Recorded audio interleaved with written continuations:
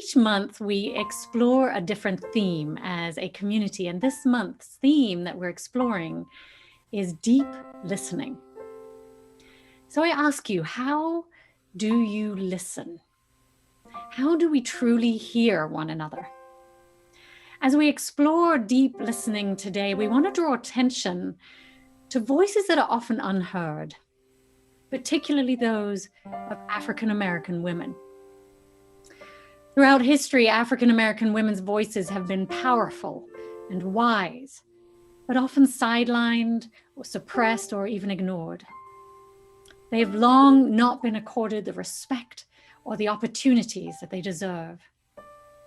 And African American women's contributions are often undervalued or undercompensated.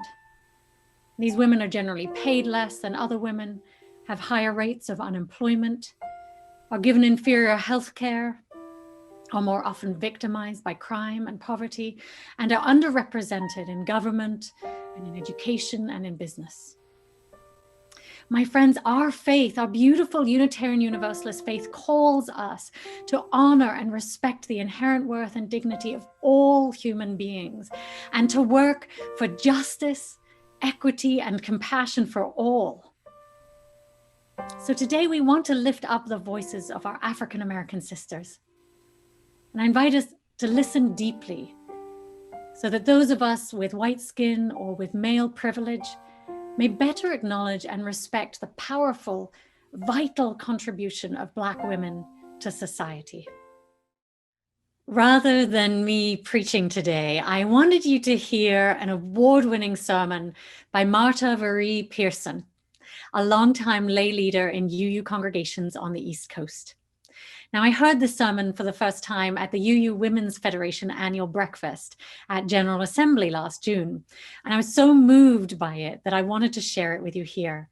And Marta invited us to share it with our congregation so that we are going to be taking that opportunity today as we honor those voices that are often not heard.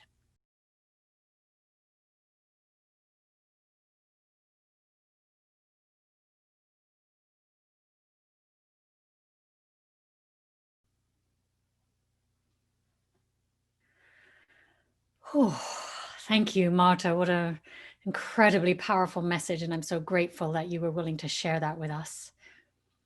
My friends, I invite us to hear Marta's call to action, to work for justice for all, and to vote to make our world more equitable and peaceful. She entreats us not to wait, but to get to work right away, becoming mindful of the difference between equality and equity. So I invite us to hear her and to check within your own heart today. What can you do to follow her call to action? So how do we actually lift up the voices of the lesser heard among us? How do we create that equity that she asks for? For those of us with white skin privilege, I found Michelle Osborne's words, and she's a former prosecutor and trial lawyer, very helpful. She wrote an article suggesting several ways in which we can support the voices of women of color.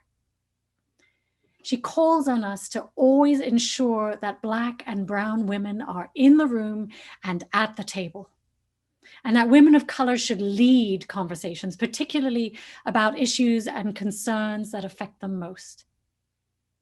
And she asks us to listen to the ideas, comments, and critiques made by women of color without interrupting, minimizing, or dismissing their voices.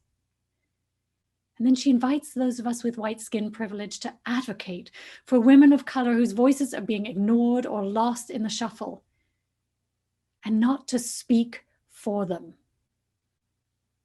And she also says we must believe women of color when they tell us about the indignities and the oppression and violence that they have suffered.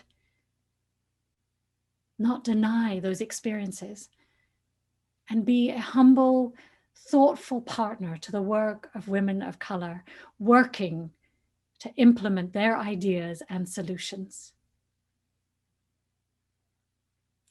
My beloveds, I invite us all to do what we can to make it so. May we indeed listen more deeply. May it be so.